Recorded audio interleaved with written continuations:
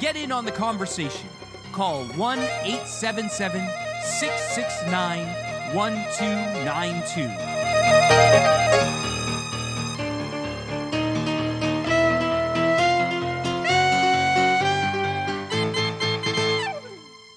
And good Sunday evening. My name is Howie Silbiger. This is the Howie Silbiger Show right here on the True Talk Radio Network. So pleased to be with you. So happy that you decided to join me and spend your Sunday night with me. The number to call is 1-877-669-1292. That's 1-877-669-1292. That's the number to call to get in on the conversation here on the Howie Silbiger Show. So it's been quite an eventful week, and I wanted to talk to you a little bit about what has been going on and some of my views on what's been going on. Sheldon Freed will be joining me in just a couple of minutes, but before we bring Sheldon on, as you can see behind me, that is the Capitol building, and I know it's a nighttime view. This is a live view of the Capitol building. The flags are flying at half-mast. The reason the flags are flying at half-mast is to commemorate the death of two Capitol police officers, the Capitol Hill police officers, who were killed during the riot that happened a week ago on Capitol Hill. The riot that was intended to start the process of stopping the inauguration of Joe Biden as President of the United States. Now, there has been much talk over the last week or so about Donald Trump's part in this riot. There's been much talk about vilifying conservatives, shutting them out of Twitter, shutting them out of taking Parler down, shutting them out of various social media. Facebook's been closing conservative accounts. There's an all-out war on conservatism, and it is a result of this riot that happened on Capitol Hill. Now, people tend to ignore the fact that one of the guys arrested for rioting on the Capitol, in the Capitol, was a left-wing Antifa guy. And we don't know how many other left-wing Antifa guys were there. Everyone seems to ignore the fact that Donald Trump's speech did not necessarily call for violence. If you read the speech, there is no call for violence in the speech. There is no time in the speech where Donald Trump encourages anybody to storm the Capitol or to destroy or to hurt or to kill anybody. And we all know that radical groups tend to latch onto large events and wreak havoc. If we're going to believe the narrative that was fed to us over the last summer, when BLM riots burned down cities right across North America, and the media and the left told us continuously that it wasn't BLM, they were mostly peaceful protests, and BLM was infiltrated by some radical groups that caused the problems, the radical groups that were doing the looting and the burning and the beating up of people. And it wasn't BLM that was doing this, it was these radical groups that infiltrated BLM. So if we're going to believe that narrative from the summertime, then why would that narrative not apply to this riot at Capitol Hill? It is quite clear that the 100,000, 200,000 people that came to the came to the Trump rally that President Trump spoke to, were peaceful. They were standing peacefully. They were protesting peacefully, as is their democratic right in the United States. They stood peacefully and they protested. Only a minority of the people who were there went to the Capitol to commit this crime. And only a minority of the people who went to the Capitol, some of them were just standing in the front and protesting, only a minority of the people that went to the Capitol, only about 100 or so people, broke into the Capitol and wreaked havoc inside the building. So why can't that narrative that was forwarded all summer as cities were burning to the ground also apply to this? If radical groups infiltrated BLM rallies, mostly peaceful BLM rallies, what makes us think that radical groups didn't infiltrate this rally too? Just food for thought. It's really quite fascinating to me as I watch the politics happen, because this is all political, and this is the Democrats using their political advantage to try to get rid of the Republicans. Watching this all unfold is really quite fascinating. When you think back, and man, this is why history is important. Everyone always asks me, why is it important to learn history? This is why it's important to know history. Because when you look back over the summer, historically, what was said over the summer about the riots happening right across America, the buildings burning down, people being beaten up, police being attacked, defund the police, that whole ruckus over the summer. We watched it for months and months and months. And the media kept telling us it was radical groups that infiltrated peaceful groups. So I tend to think that this is what happened at Capitol Hill 2 Wednesdays ago. And we'll wait to see how many people get arrested, and we'll wait to see what affiliations they had and what their motivations were before we can make a final judgment call. But one has to think that perhaps, just maybe, the same standard should be held to Donald Trump and his riots and his rallies, as were held to BLM and their riots and rallies. Maybe we should hold everyone to the same standard. And that seems to be the problem here. The problem here is more the media than anything else. You see, the media built a whole industry. Their industry was dying. I don't know if you remember, in 2015, before Donald Trump's election, the media was dying. Newspapers were closing at a record rate. Radio stations across North America were shutting down at a record rate. TV stations were struggling. TV news stations were struggling to have viewership. Stephen Colbert took over from David Letterman. 3 weeks after he took over, CBS announced that they were canceling The Late Show with Stephen Colbert. And then Stephen Colbert changed tacks and started attacking Donald Trump.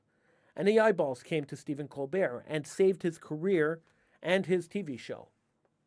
And then suddenly, as if magically overnight, people started taking sides and started really going after Donald Trump, even before he was elected president, going after Donald Trump, attacking his integrity, attacking his mental stability, attacking anything they could attack when it came to Donald Trump. The media divided the country and continues to divide the country.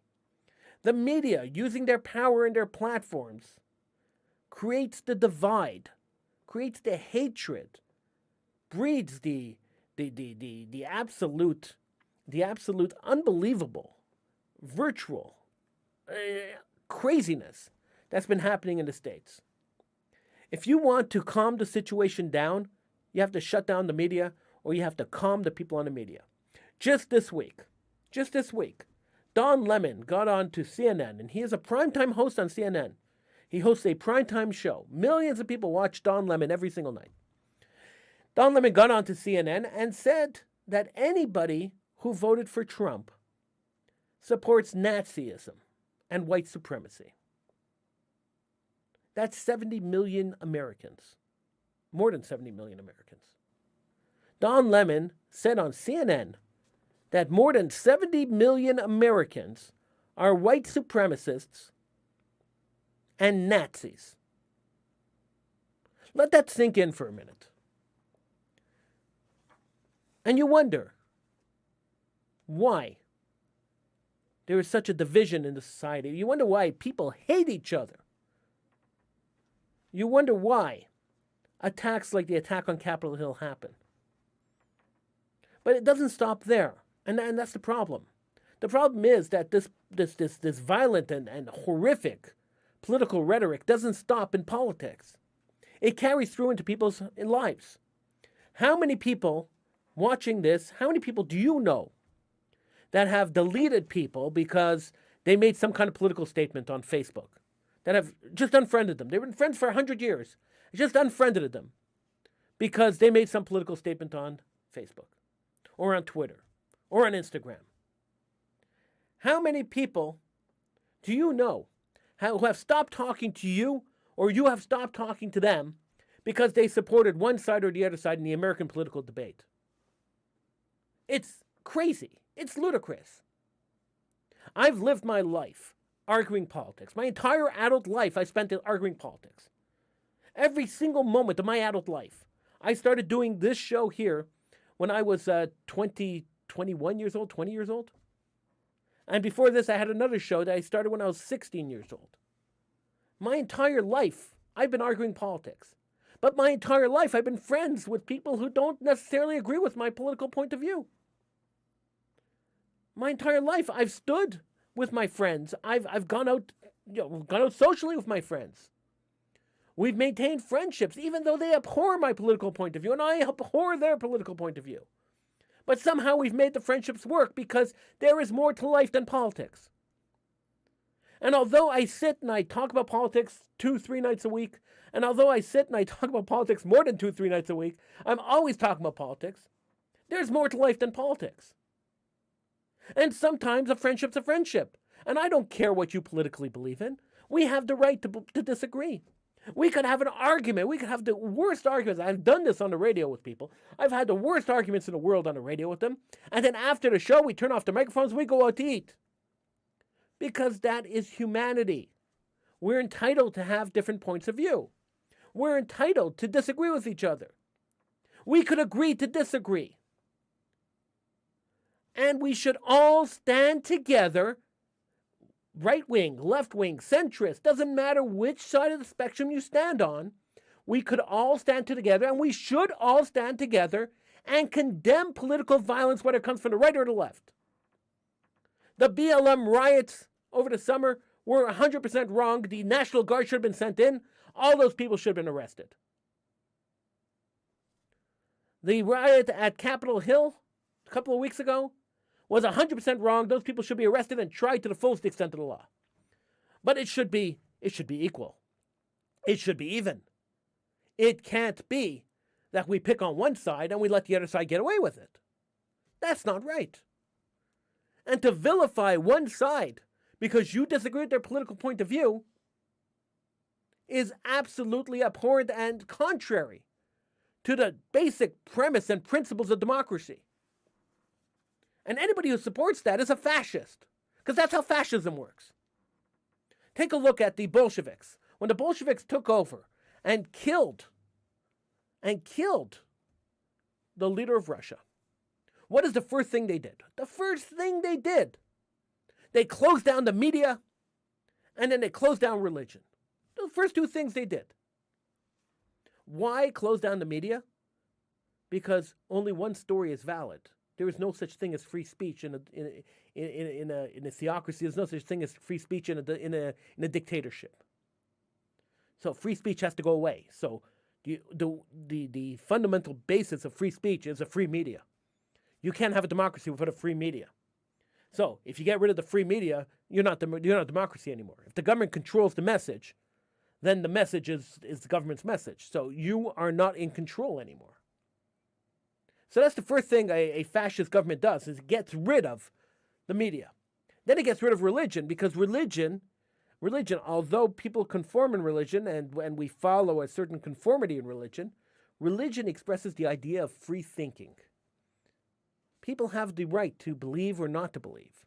Does God exist? Does God not exist? Do I follow the rule of God? Do I not follow the rule of God? People have choice, and people have the right to think and to discuss and to argue religion. It's free thinking. It's critical thinking. And no government, no fascist government wants critical thinking. So religion has to go away. So, and another thing, and the most important thing, religion encourages morality. It encourages a certain moral level, a certain baseline for morality.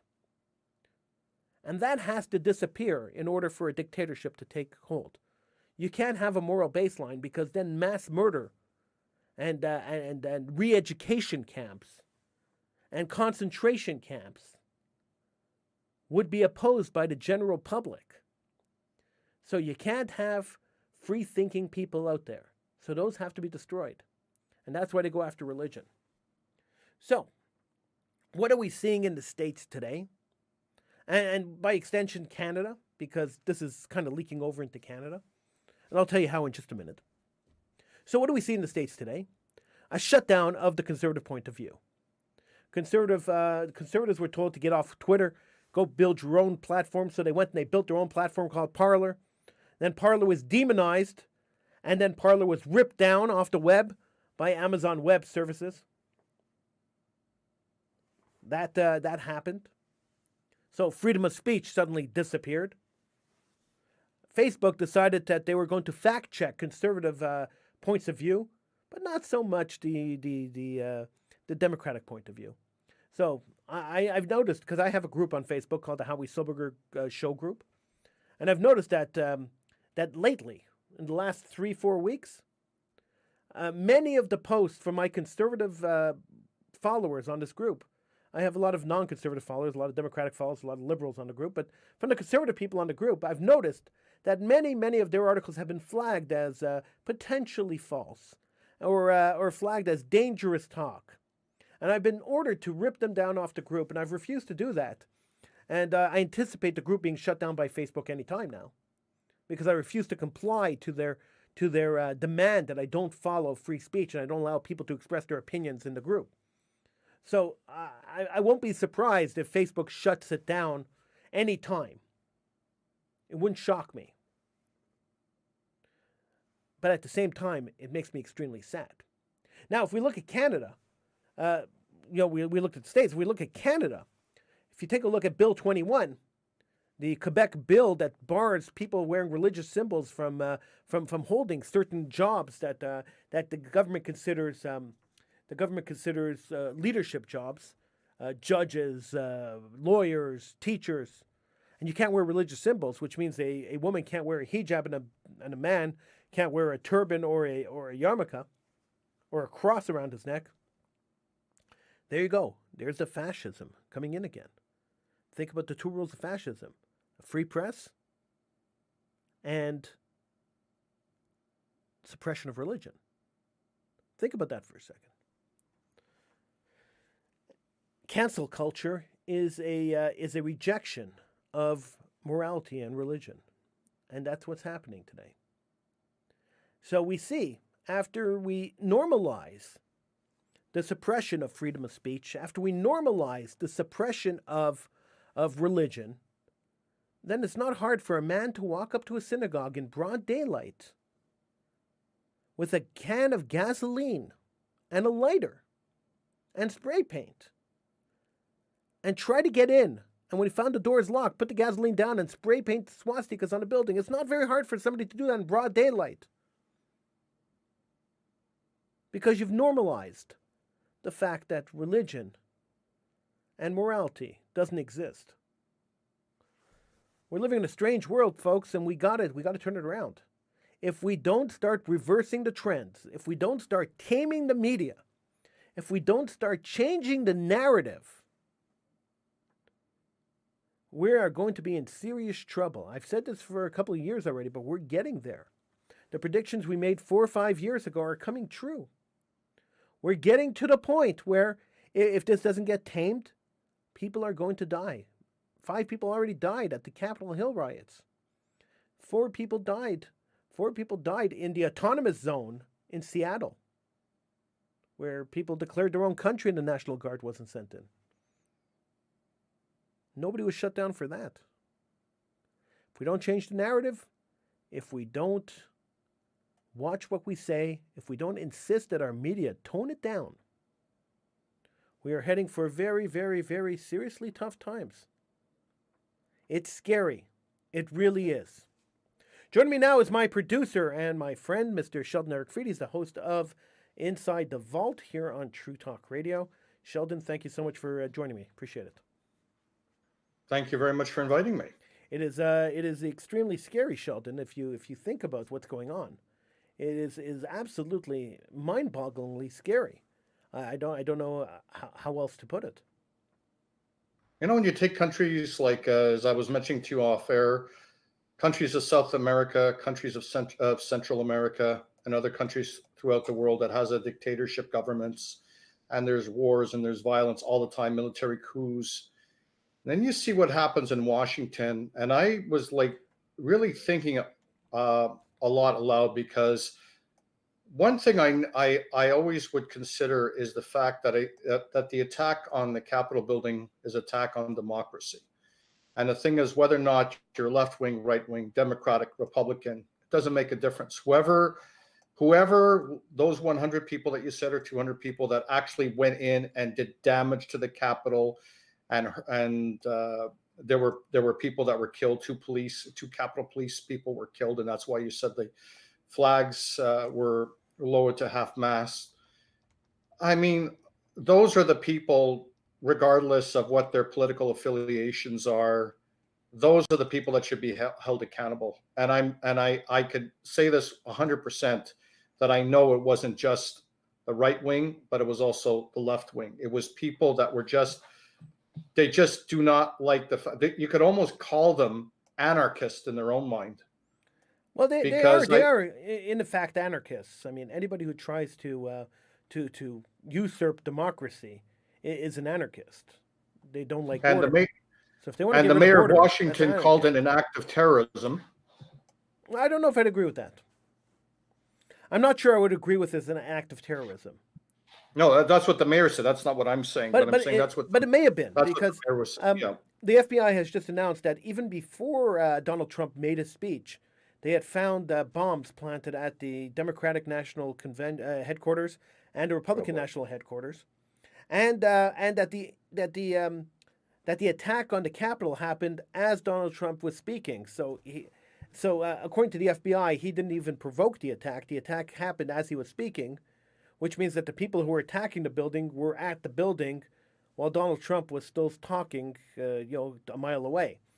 The people that were attacking the building had their own agenda. They weren't just waiting for Trump on their cell phones and Trump would say, ready, get, go. Because I listened to Trump's speech too. And I know that there was nothing in Trump's speech that said, storm the Capitol and hurt people and smash windows. No, in fact, he said, let's go to the Capitol peacefully. Yeah, exactly. So like I said, I always call a spade a spade. I may not be crazy about Trump, but if Trump you don't have to be crazy about him to tell the truth.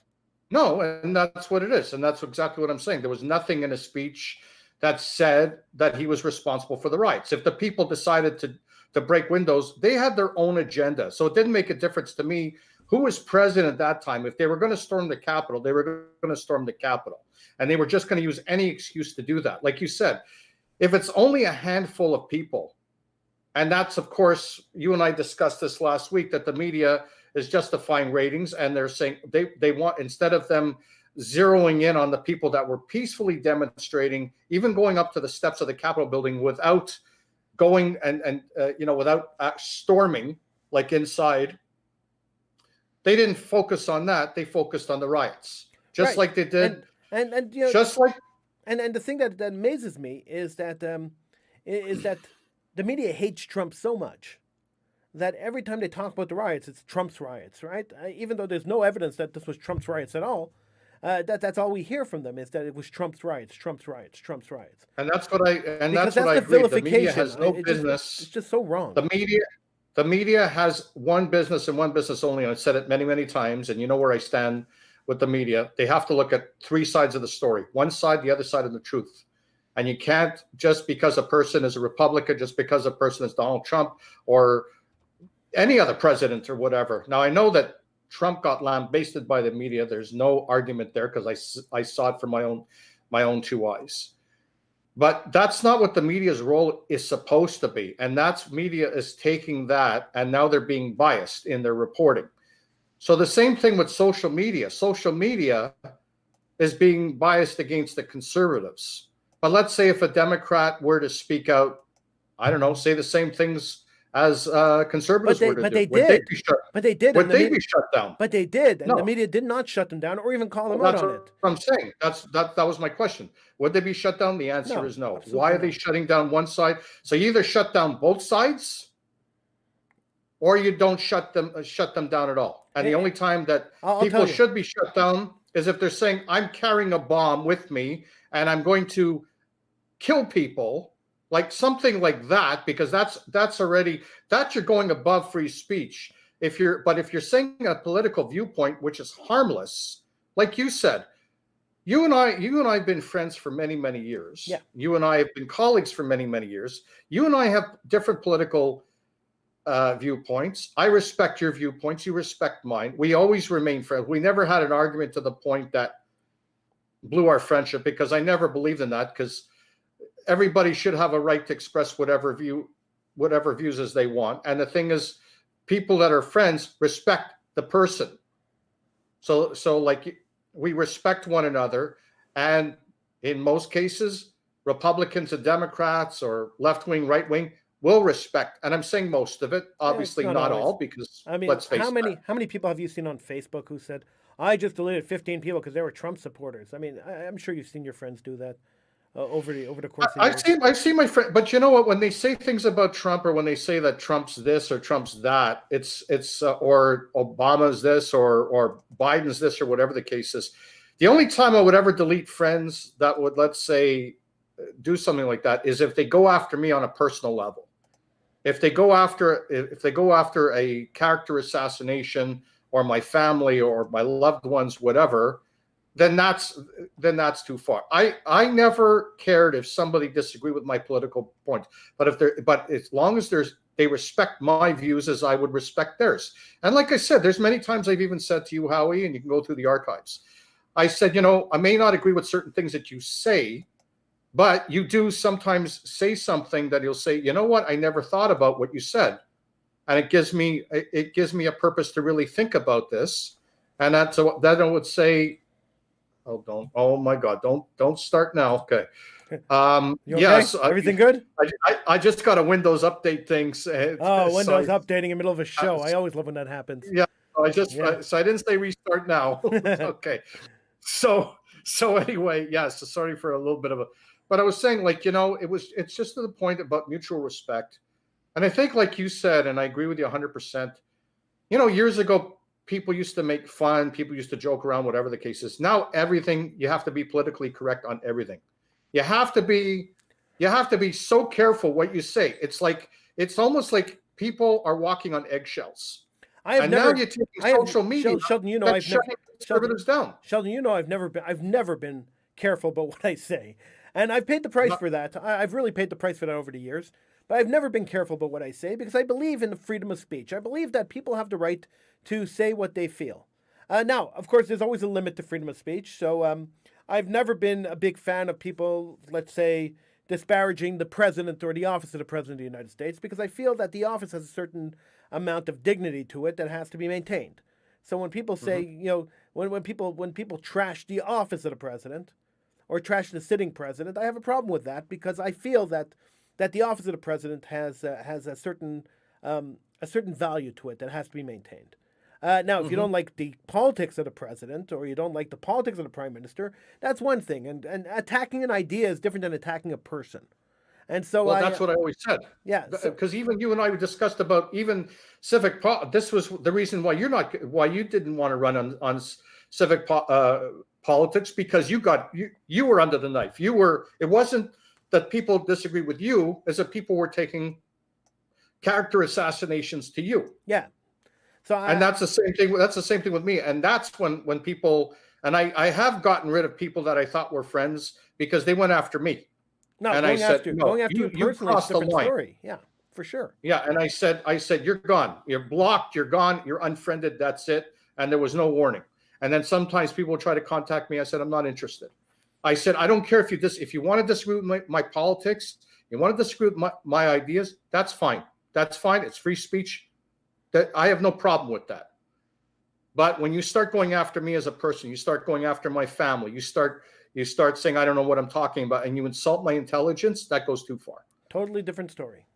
And that's the thing. It's one thing. See, debate is a very healthy situation, because sometimes a lot of ideas can be formed no matter which side you're on. Sometimes an opposition person or person, let's say, has a different viewpoint from myself, and they'll say something good and something I didn't think about. And I said, well, that's great. That's a very, and I'll say right away, thank you very much. That's an excellent point.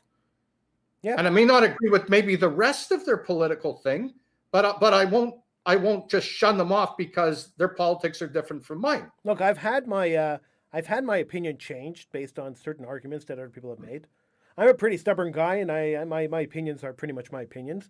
But I've had my opinions changed over the years from people who've made valid points, and sometimes people have different information than you have. and sometimes looking at their information and analyzing with the information that you have on whatever topic you're talking about and putting it all together, sometimes that changes your political output because once you have the full story, it's different than having part of the story. As always, I wish everybody was like that, though. Not everybody's like that, Sheldon. You know what they say also? There's a couple of things you never talk to a lot of people about, especially if you don't know them that well, or even some people in your family that has a big different political viewpoint. Two things you don't never ask: money, to borrow money, or talk about politics or religion. Or religion. Yeah, actually, those are the three things. Yeah. You know how many times I've seen friendships break up? And or religion, there would be relationships that would be 20, 25, 30 years, and all of a sudden, like that, friendship's gone, like vanished, like nothing, like it didn't even exist. Look, and then I say to myself, if friendships based on that, then the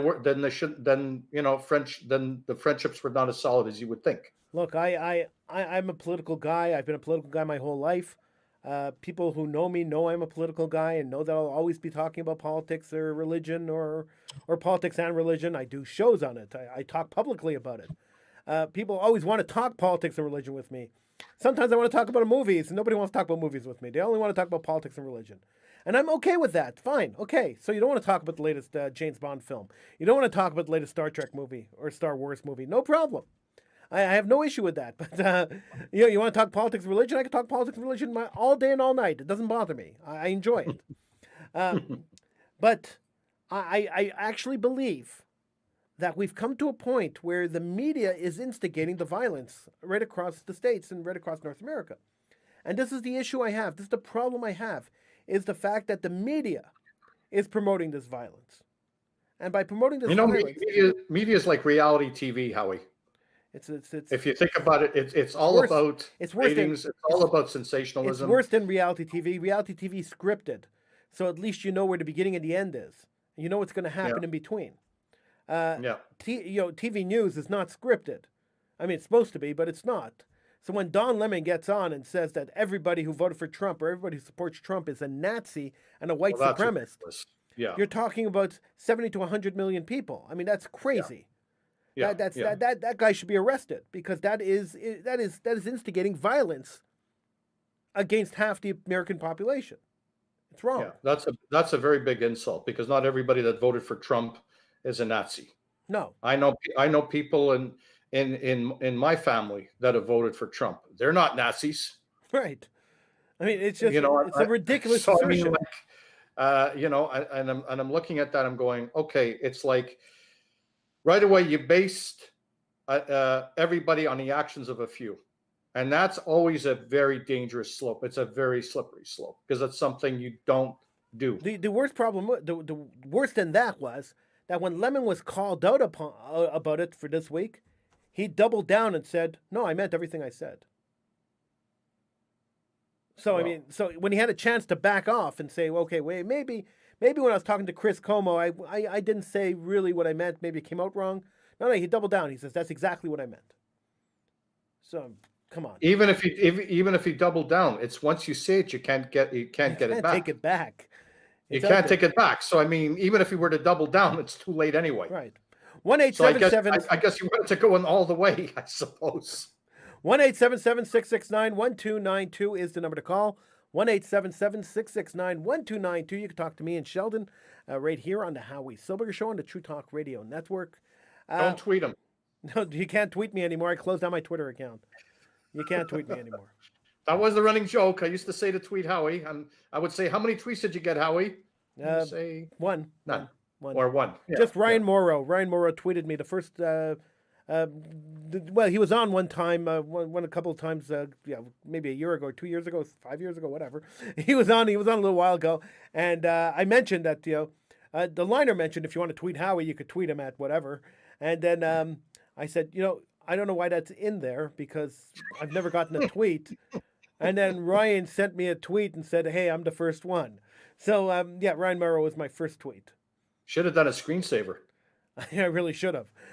So I shut down my Twitter account because I'm opposing the suppression of freedom of speech. When Twitter blocked the president of the United States from tweeting, and then blocked maybe 50 to maybe 50, 100, 200 other conservative accounts, I said that's going a step too far. It's not right. And so I closed my Twitter account. The only thing we still do with Twitter is this show is broadcast on Periscope, which is owned by Twitter. And that's the only connection we still have to Twitter. And that's it. I'm not doing anything more with Twitter. It's over. My one tweet will be deleted. It's just wrong. Keep that screensaver, huh? It's just wrong. Now, if we talk about Facebook, somebody challenged me and said to me, "But Facebook closes down conservative accounts. So why aren't you getting off Facebook?" And I will tell you that as soon as an alternative to Facebook is out there, I will join it and I will close down my Facebook account too. That's simple as that. Now we got a couple of. It's amazing social media though, Howie. Is like they and I remember when the internet first started. You could remember this too, and they were saying it was not going to be policed. It was going to be free and open, and this and that. And it's amazing how it just came 180 degrees. Yeah, it's awful. I'm looking at the messages on the chat in Facebook, on the Facebook chat during the live stream on Facebook, and there's there's at least one guy who's yelling that Trump was inciting violence, and Trump was inciting violence, and he would have shut him down. Trump was not inciting violence, and I want to see one tweet where Trump incites violence. Nobody's been able to provide me one tweet, one tweet, just one, where Trump said, "Go and commit violence." It doesn't happen. I never heard in anything in his speech that he told anybody to commit violence. He's never asked anybody to commit violence. So, I mean, the notion that Trump commits violence, that Trump encourages people to commit violence, is a CNN fabrication or an MSNBC fabrication or some network fabrication as part of the Hate Trump campaign.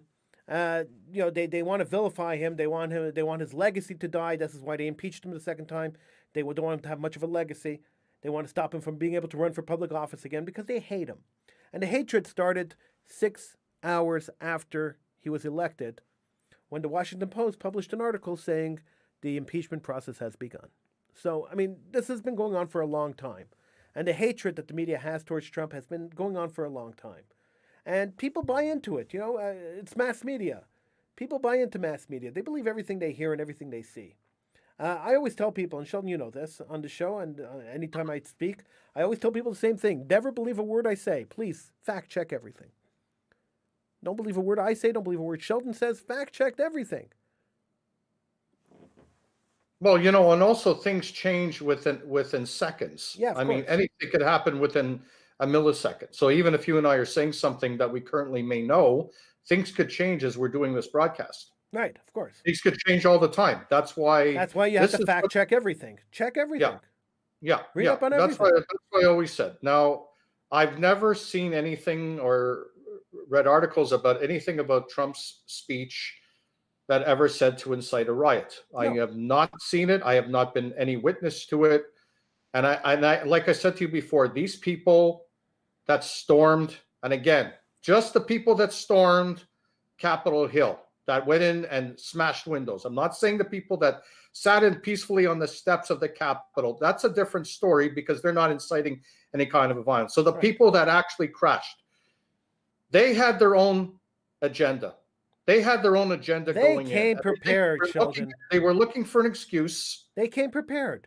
They had flak jackets on. They had combat boots. They had guns. They had all sorts of stuff. They were prepared. The people who came to attack the Capitol was a pre-planned attack. This was not a spontaneous reaction to Trump's telling them to go to the Capitol and peacefully protest. This was a planned insurrection. And I'll agree with the word insurrection. I didn't like the word, but I'll agree with the word insurrection. This was a planned insurrection, and those people should be tried for trying to overthrow the government, because that's what they were trying to do. And it's almost a splinter group. Like if you take a look at even like the demonstrations of the Black Lives Matter, the majority of the demonstrations were peaceful, but you had a splinter group Right. that decided to throw those firebombs, that decided to But overturn why cars. is that standard not being applied to Well, Trump? And it should be applying if to if everybody. we're not holding Black Lives Matter accountable for burning down of all the cities across the United States that burned down over the months of the summer, then why are people holding Trump accountable for a splinter group, some bunch of crazies who broke off from his rally and went off to do whatever they did? In my opinion, It, anybody that breaks the law should be held accountable to the fullest extent of the law. People that violate, that break in institutions, whether or not it's government, or they break into businesses, throw Molotov cocktails, overturn police cars, hurt physical injury of businesses or anybody else, they should be all equally accountable to the fullest extent of the law. For the people that peacefully demonstrate, that's one thing, and they should be left alone and they should be respected.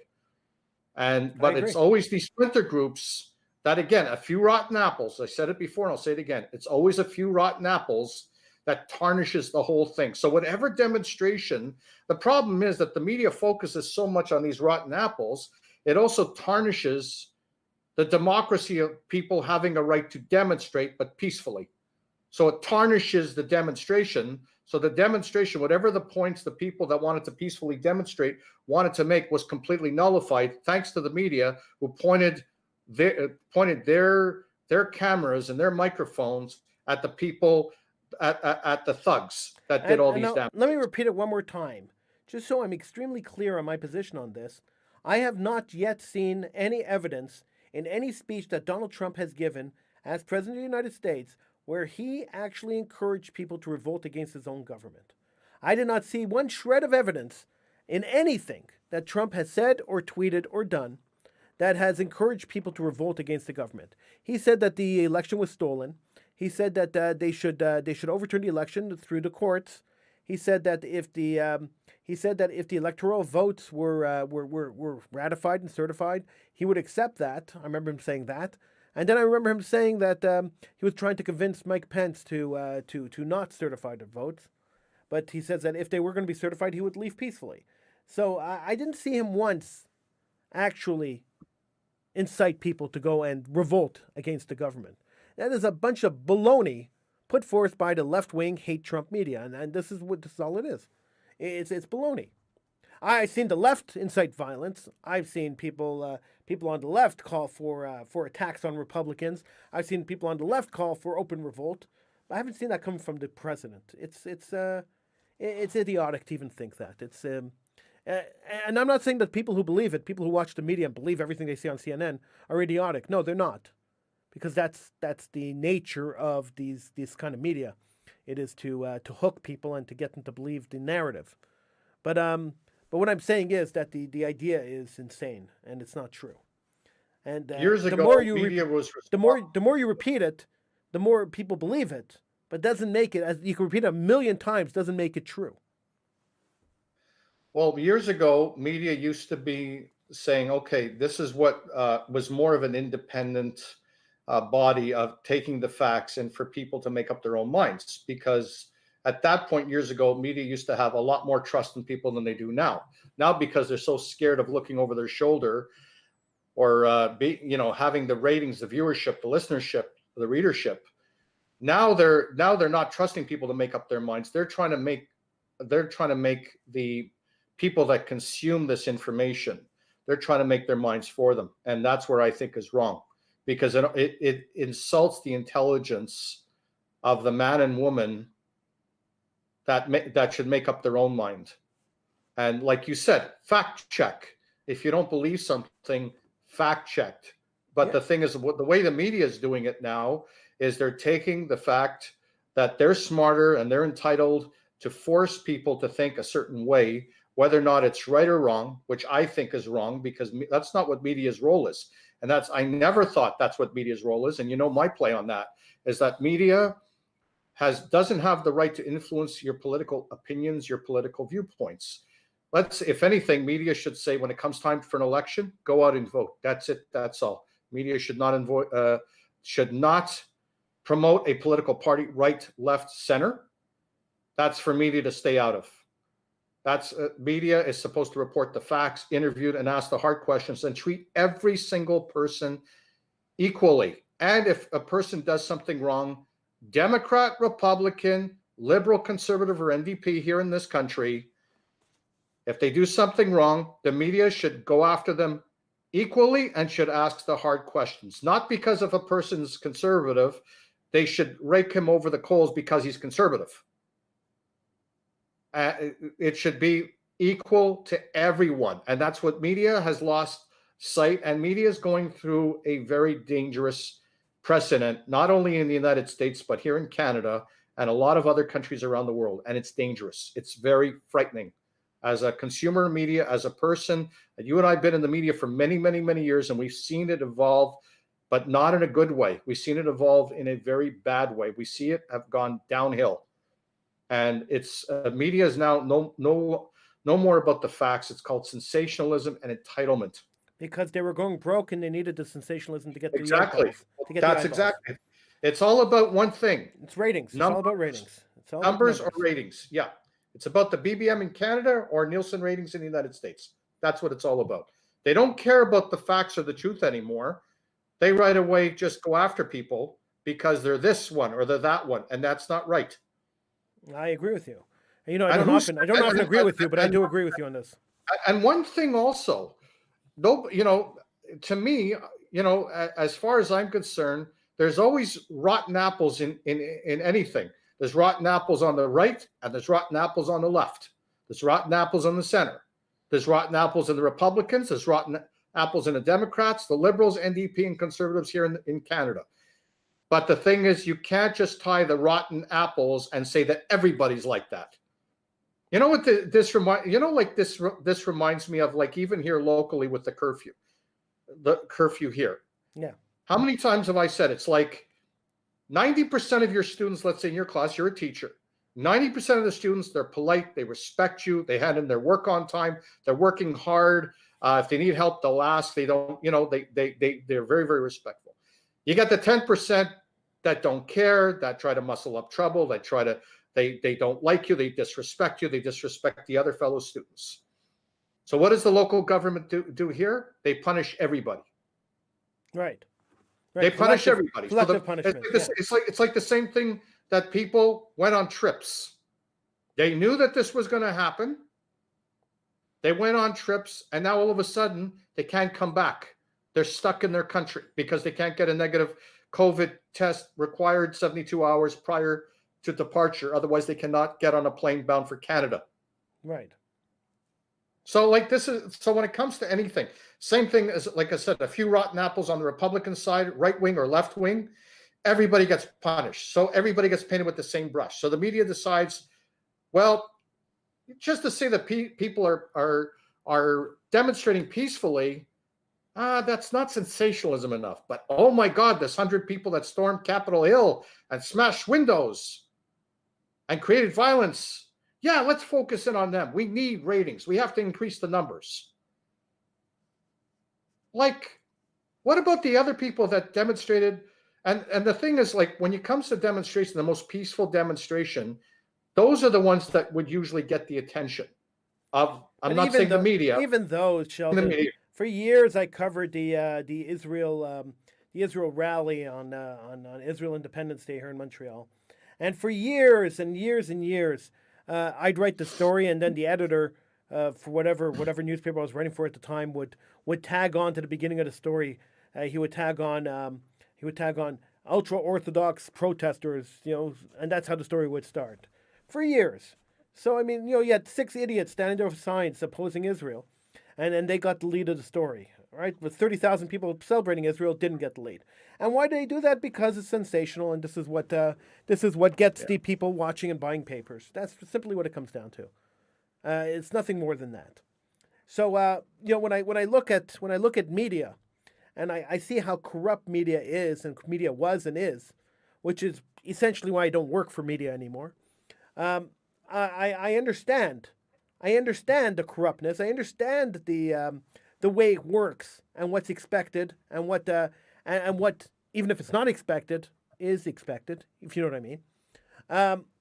So once I understand that, and I do understand that because I've lived through it, once I understand that, then I understand that the masses, that the people, the population, follow what the media tells them. So the media in Quebec has, the French media in Quebec, has disparaged religion for years and years and years. Oh, for at least 2 decades, has been disparaging of religion, have been putting down religious people, have been knocking basically the church and all religious people, co-religionists as they call them, uh, and has really been on the forefront of destroying whatever religious fabric was in this province.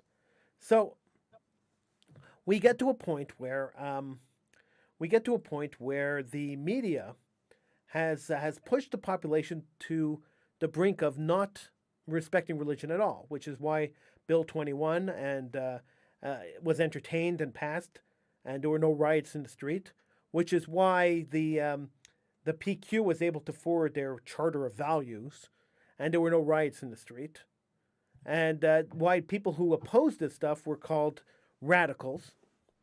So we got to the point where religion didn't mean much anymore, and people didn't care if religious people, plus the fear factor of Muslims, the different people, the fear factor of Muslims was ratcheted up, and so we got Bill 21 passed into law, which punished Muslims and Jews and Sikhs and a bunch of other people, and everybody was fine with that, right? Because secularism should rule. Religious people don't have to have respect and values. And once again, brings me back to in 1991. I'm sorry. No, it was 1991. Was it 91? 93? 93, sorry. 1993. 12 synagogues in Montreal were desecrated with swastikas in the same weekend. And I remember at the time, I was in university. I was at Concordia University at the time. And we saw this, and I had a group. I had a group called Save All Jews Everywhere, a group I had co-founded with another guy. And we decided that we were going to have a march against anti-Semitism in Montreal. At the time, the 12 synagogues were desecrated. And not only were they desecrated, but the Ku Klux Klan were passing out the Klansman newspaper at McGill's Redpath Library. They were standing in front of the library handing out the Klansman newspaper in front of McGill's Redpath Library. And so we had enough. The two of us had enough, and we organized a march against anti-Semitism in Montreal. And we were going to start at the front of McGill, in front of Concordia University, on de Maisonneuve and Guy Street, right on the corner. And we were going to march down to McGill. We were going to march down Sherbrooke Street to McGill and stop in front of Redpath Library. And in front of the Redpath Library, we were going to have our speeches, and then we were going to go home. But we wanted to make this spectacle. And we took out an ad in the various newspapers and invited people to come to us, and we spoke about it on the radio, and we pushed the idea, and we pushed the rally, and 300 people showed up, which wasn't a bad turnout for a rally. It was pretty spontaneous. It was on New Year's weekend, like New Year's Monday, so it was pretty spontaneous during holiday season. We got 300 people to show up to the rally. That's actually quite amazing. Yeah, and we marched from Concordia to McGill. And we stopped in front of the Redpath Library on McGill and Redpath, and and while we were there, a group that was marching with us. So it was our group, and then another group joined us, another anti-fascist group, some other kind of group, joined us. And the group that joined us, I noticed as we were getting ready to give the speeches, we had a bunch of dignitaries there to give speeches about anti-Semitism in Canada, blah, blah, blah. I noticed that this group had broken off from us, and they had moved away from our group. So they weren't joining us for the speeches. They had kind of moved off into the background. And I watched them from the podium. I was watching them as they approached the KKK handing out the Klansman newspaper. And then the fight broke out as they attacked the Ku Klux Klan handing out the newspaper. And there was a huge fight, a huge fight. And a couple of KKK guys were sent to the hospital. What do you think the headlines were the next morning, Sheldon? Yeah, you all got branded by the same brush. All got painted by the same brush. We all got painted by the same brush. Yeah, I knew it. That's exactly my point. Then Sheldon, 2 months later, the government came out with a study on fascist groups in Canada. And guess whose group was included in the study of fascist groups in Canada, included in the list of fascist groups in Canada, because they attacked the Ku Klux Klan in front of the Klansmen, who were handing out Klansmen newspapers in front of the Red Path Library, and because we opposed a speech on by Louis Farrakhan at Concordia University the same year. So we were listed as a fascist group in the official government report on fascist groups for that year. Wow. And I don't know if that was a badge of honor, or I don't know if that was a badge of embarrassment. I'm not sure how to take it. But at the same time, you got to think that that this was normalizing that kind of behavior. This was normalizing guys like Louis Farrakhan by saying it's okay for them to come and speak. I mean, I have no problem with them speaking, but they shouldn't be speaking on an institute of higher education. They shouldn't be speaking at a university. The same way some radical right guy shouldn't be speaking at a university. Radicalism shouldn't be encouraged on university campuses. University campuses are institutes of higher education. Pushing a radical agenda saying that all whites are slaveholders, therefore every single white person in the world is evil, or saying that all blacks are slaves and everybody should be enslaved. Going either direction is wrong on a university campus, in my opinion. We should be encouraging education. Yeah, you have to know both sides, but the radical sides, I mean, I don't think those are important to be exposing young people to, because that's how you radicalize people. You expose them to these kind of ideas and you push these kind of ideas. Which is why also that I have this problem with guys like Don Lemon on CNN calling everybody Nazis, everybody who supports Trump Nazis. Making a generalized statement like that is really an issue for me, because you have the crazies and the radicals in society that listen to guys like this. They watch television, they listen to guys and they say, he's right. Darn it, he's 100% right. And then they go out and they take action based on this guy's statement. And the guy doesn't even know that he instigated somebody to go out and do something. And next thing you know, some guy's dead, some guy's in the hospital, some guy's hurt, because he watched Don Lemon call Jews Nazis, or called Trump supporters Nazis. And now, if you're a normal person and I'm a normal person, if I actually believed that people living next door to me were Nazis, it would be my moral responsibility to go out and kill them. Because we know what Nazism is. We know what Nazism did. It would be my moral responsibility to go and kill a Nazi. If I knew there was an actual Nazi who was planning to perpetrate the kind of attacks that Nazis perpetrated, it would be my moral responsibility to go and take that guy out.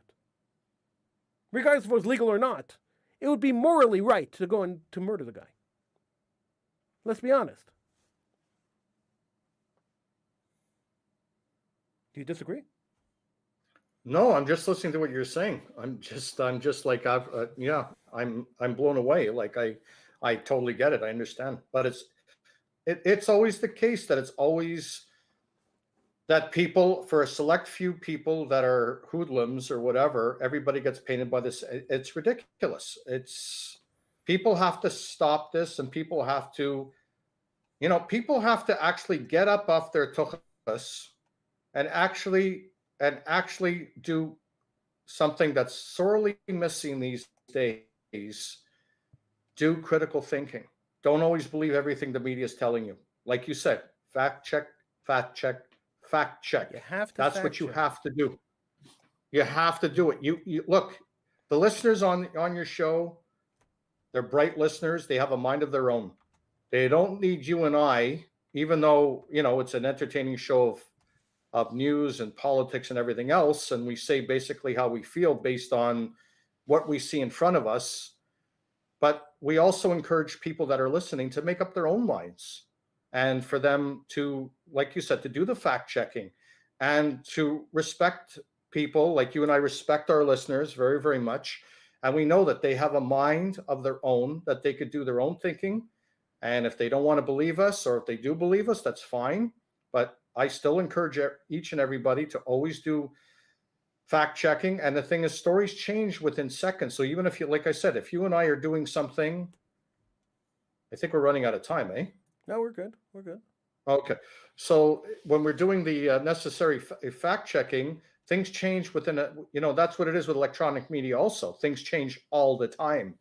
And the thing is that we encourage people to not take in what commercial media is and for them to make up their own minds, and don't be insulted by what media is portraying. And the thing is, believe in what you want to believe, say your free speech. And I know that most of the people that are listening to us right now wouldn't be the ones that would storm Capitol Hill, wouldn't be the ones to inflict damages on businesses or overturn cars or hurt or kill people, because I know. But I'm saying the people that do, they're the ones that should be accountable. And that should not be a reflection for the other 95 or 98% of the people that are law-abiding citizens. And that's something I encourage media to really strongly take note of, because we're really going through a very and you have to understand a slippery slope. And you have to understand that when you vilify religion, and you vilify religious people. So the media has been vilifying Orthodox Jews, claiming that Orthodox Jews are the main spreaders of COVID. This has been happening for months and months and months. In fact, the governor of New York, Mr. Cuomo, actually showed video of Orthodox Jews praying while blaming them for the spread of COVID. He had video playing at his press conference of Orthodox Jews praying while he blamed them for the spread of COVID, which in fact would be considered a blood libel, if you ask me. So when you vilify Orthodox Jews, and you vilify Jews in general, and say Jews are one of the main spreaders of COVID, and Jews are evil because they're killing other people, they're killing grandma because they're spreading COVID, because they're not wearing masks and they're not following the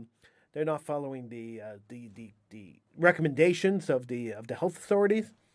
That prompts crazy people like the idiot who desecrated the Shar Shemaim synagogue in Montreal. That prompts these guys to go out in broad daylight and do what they did in broad daylight. That's what prompts them to do it. Considering the fact that that a lot of New Yorkers happen to be Jewish that voted for Cuomo, you better watch that, because they might really turn the other cheek and not vote for him anymore, because that's number one. Number two, you take a look of how many people, like even our local government, which was at one point was actually going to say, okay, it's okay for you to get together and celebrate, for people that are not Jewish to celebrate Christmas. Yeah. But it's not okay to celebrate Hanukkah.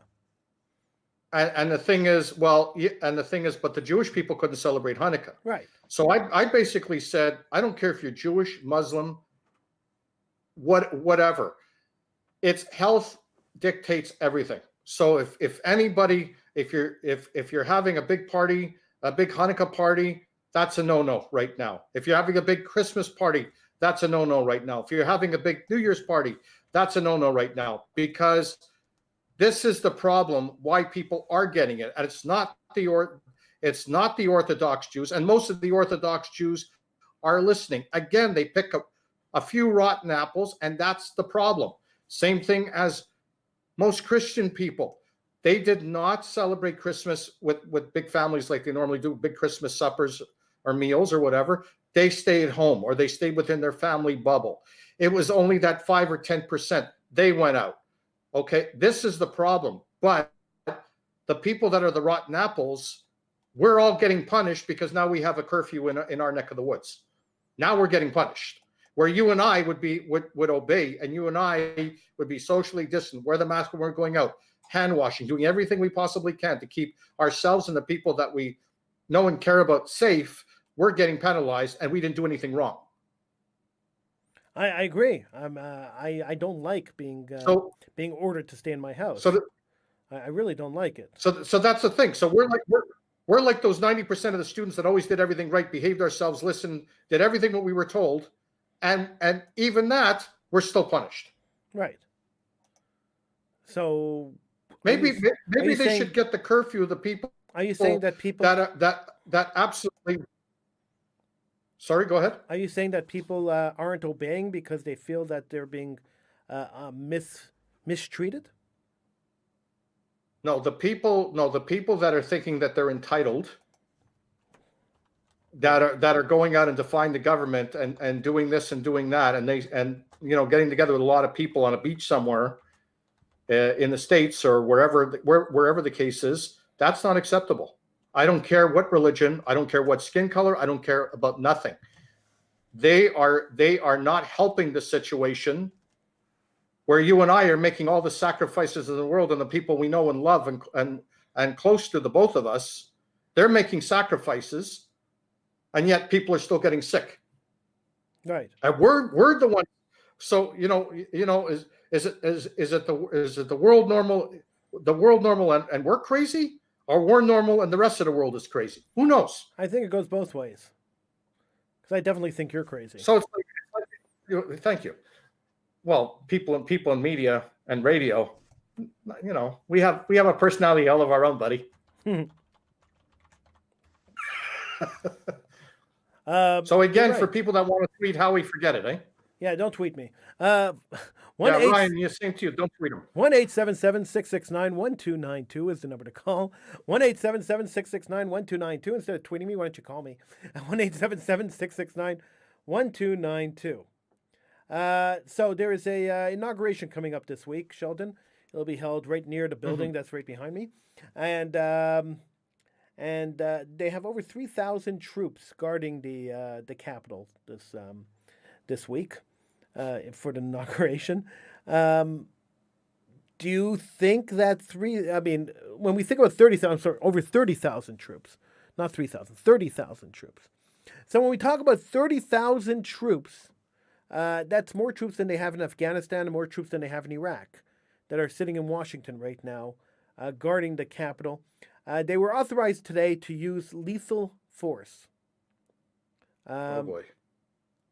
Do you think there's going to be a problem at the inauguration? Do you think there'll be riots? I don't think so. But they seem to be worried because of what happened at the Capitol building on Wednesday 2 weeks ago. What do you think is going to happen? I was watching a CBC interview when they had a military analyst or military expert, and he was saying because of the police in the Capitol Police really being caught flat-footed and being severely outnumbered, they're not going to have egg on their face a second time. So they're really going to be over extreme. They're going to have. Wait one second. Let me stop you, because the Capitol Police, according to reports this week, were warned by the FBI that this was a potential thing that was going to happen. The Capitol Police were told, and they were told that maybe they should bring in the National Guard, maybe they should beef up their security, because the FBI was hearing talk. They were hearing chatter that this might happen. This was a pre-planned event. This wasn't a spontaneous reaction to President Trump's speech, which was a ridiculous notion to start with. But anyway, we'll move on from that. Mm-hmm. I mean, what happened. Let's move on. They were told that this might be happening, and the Capitol Police did nothing to beef up their security, which is why the Capitol Police chief had to resign his position right after the riot, right? So, good. So the question is, you go from doing nothing. It's like people who get robbed. They don't have an alarm system. They don't have an alarm system. They get robbed, and suddenly they have lights outside their homes and cameras everywhere, and an alarm system that screams 500 decibels, right? Yep, exactly. So this is the effect. It's the human effect that you always overreact after something dreadful happens to you. So something dreadful happened at the Capitol. It's right before a major event. The President of the United States is going to be inaugurated. The oncoming President is going to be inaugurated. It's a major event. I'm not so sure I'm opposed to having this many troops there. It's a deterrent for whoever wants to cause trouble. As long as they don't start shooting people at random, it's a deterrent for anybody who wants to cause trouble. I don't think I have a problem with this many troops there. The more security, the better. Well, they have to, because they have to ensure also the safety of the President of the United States and the Vice President of the United States. So they have to do that, because usually there would be security there in any inauguration. I mean, that's a normal part. But obviously, the security is going to be so tight; it's going to be absolutely unbelievable, unprecedented. Not only the inauguration, Howie, but also all the United States all the state capitals. Yeah. Are going to be under heavy guard now, because the FBI has been also getting word that there could be possible riots or some kind of a march or something. Well, march is one thing. Again, they're worried about splinter groups again, or extremists, whatever you want to call them. Obviously, the minority of the demonstrators, they're worried that they could create a lot of havoc. So they're on the guard. They're on their guard too. So all the United States capitals are going to be fully protected. Good, as they should be, because once again, they have to do this. Political violence is never ever acceptable. It's never acceptable to have political violence. Never.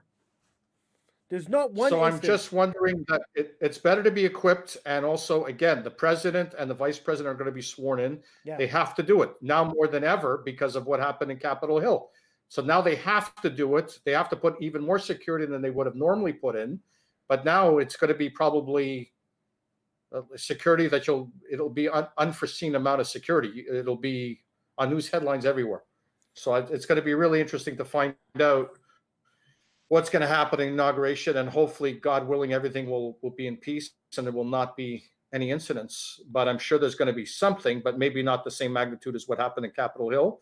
But there might be some disruptions. I hope not. Hope it'll be very peaceful and everything will be done. And then after he gets sworn in, hopefully things will start calming down, because regardless if Trump won or Biden won, we have to have the United States has to have a semblance of order and calm.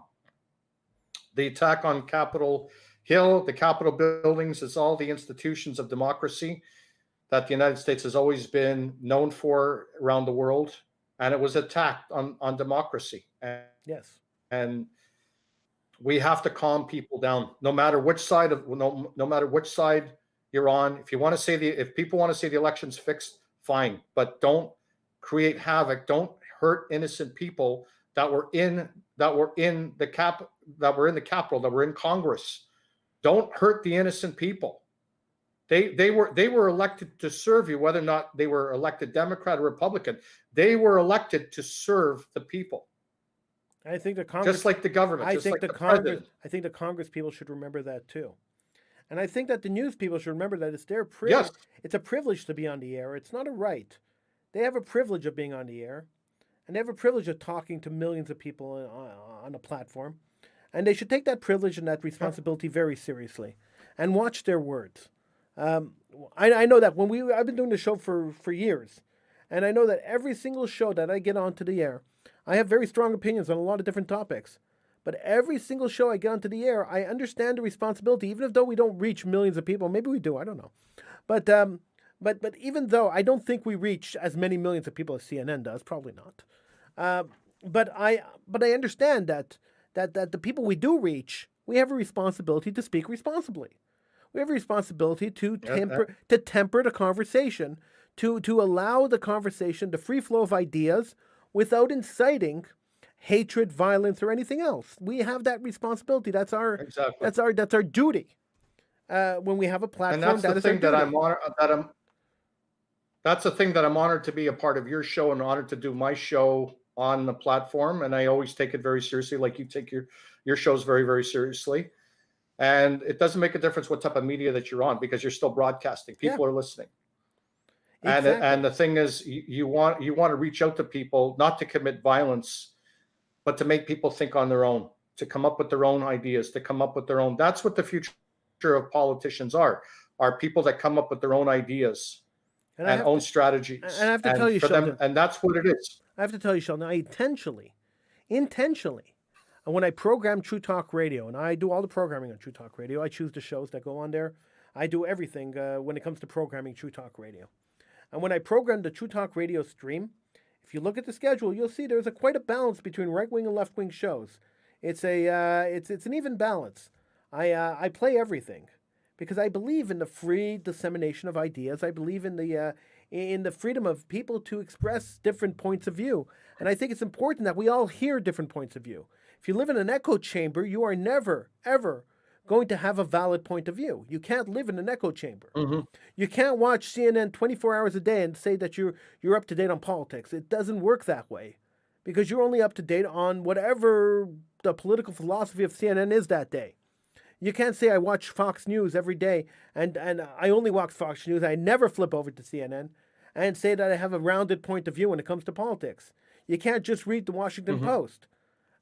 If you do that, you're getting a slanted point of view because you're getting the point of view of whatever political stance that particular news organization has, and you're not getting the other side. And if you don't get the other side, you can't have a balanced view of the issue yourself. I myself watch That's where various different networks every night. I watch an hour here, an hour there, an hour there, and an hour there, in order to get a balanced point of view. I like to get a full balance. I like to get the full perspective. So I watch the hate Trump networks and I watch the pro-Trump networks, and I try to balance. I know the truth is somewhere in between the two of them. Sometimes you get it right, sometimes you don't get it right. Right? Okay, fine, whatever. Right? But at the same time, there's a balance, and you have to have a balance. And so on True Talk Radio, I try to keep that balance. I mean, I have David Pakman, who's radical left. I have Ben Shapiro, who's radical right. I mean, they're both up here on the station, right? So, it's kind of a balance, right? And that's what I try to do. I mean, whether I'm successful or not, that's a different story, but I try.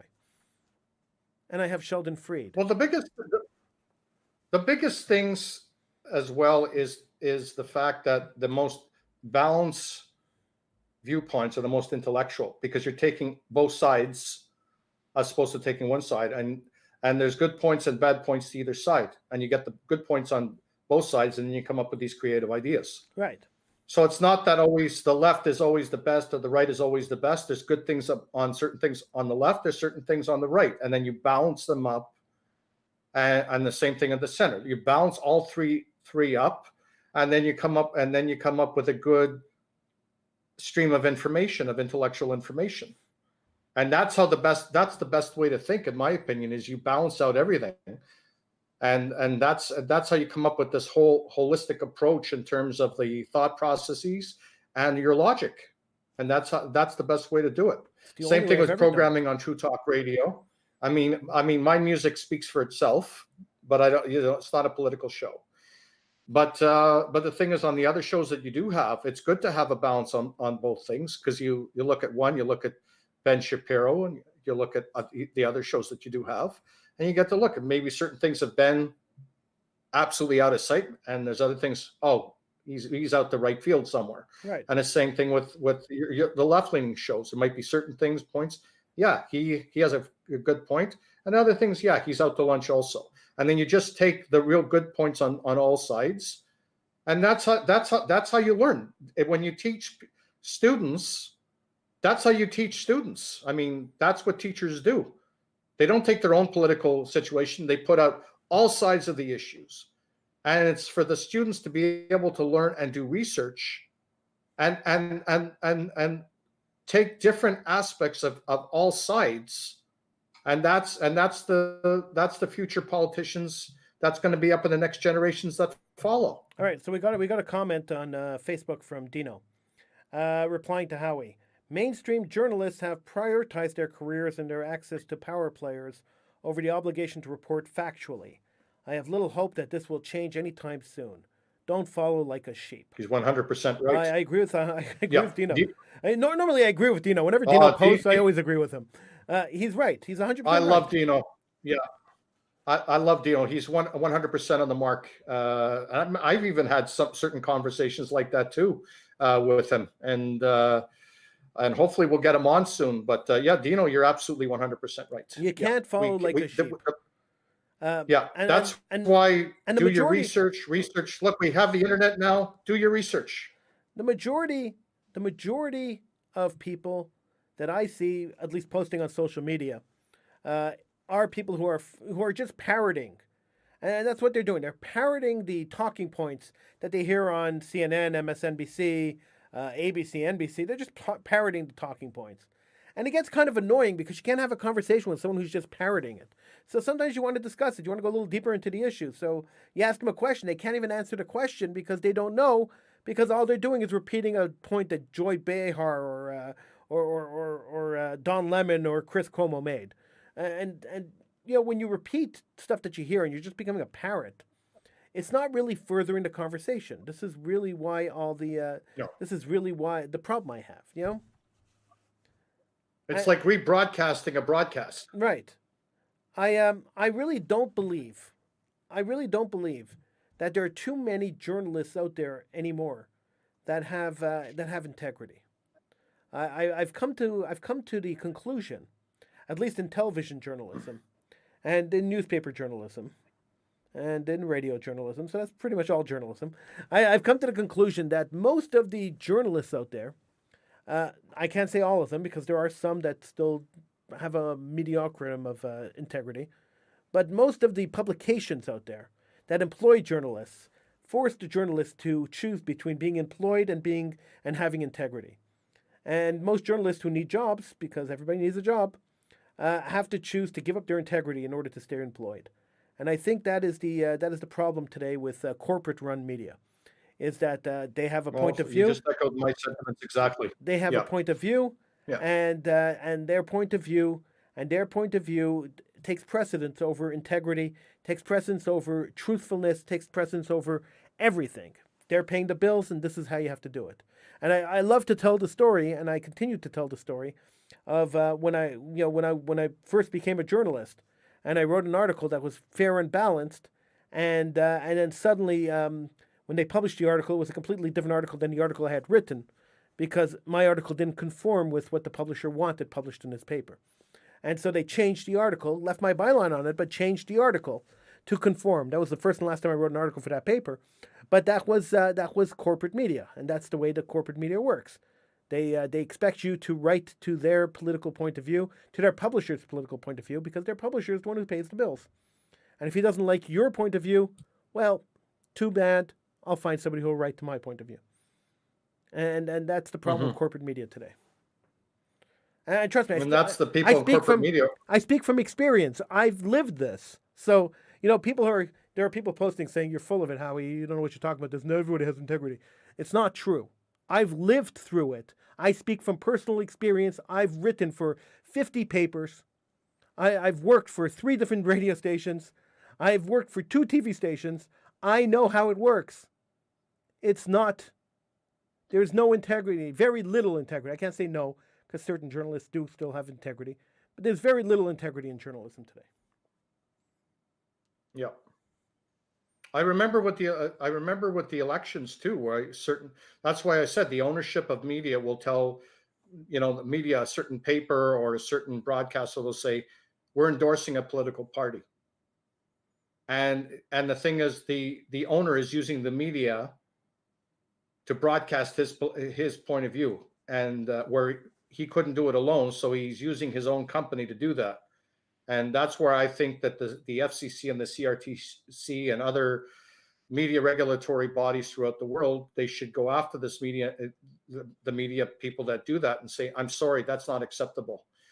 It's one thing to tell people to go out and vote for your favorite political party. It's another thing to endorse a political party. And I don't care which political party. I'm not saying it because, if it's center or left, that to stop endorsing the right. I'm telling people that own corporate medias to keep your political affiliations off the table. Sheldon, I just want to tell people to vote, and that's it. Sheldon, we have about 2 minutes left. I just want to prove my point. So, as I was just talking about my personal experience in media and how I saw firsthand about the integrity of journalism, somebody posted into the Facebook post, and they said, "Only you have integrity, Howie." Ha ha ha! Rolling on the floor laughing.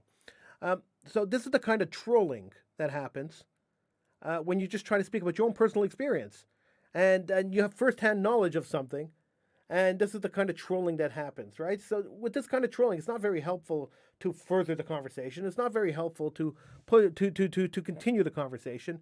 It's just a troll trying to get under your skin, and this is the answer you get. You can't even have a normal conversation anymore without having answers like that. It's just kind of ridiculous.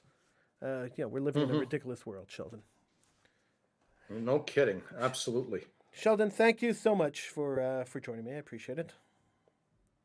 Always a pleasure, my friend. Always a pleasure. Tune in to Sheldon's show every night live on Mondays, but every night after that we played a rerun between 7 and 9 p.m. It's called Inside the Vault. He plays all sorts of music that you may or may not like, but you'll only find out if you like it or you don't like it if you actually tune in. Oh, thank you so much. You'll only find out if you like it if you actually tune into the show. So check out Sheldon's Inside the Vault.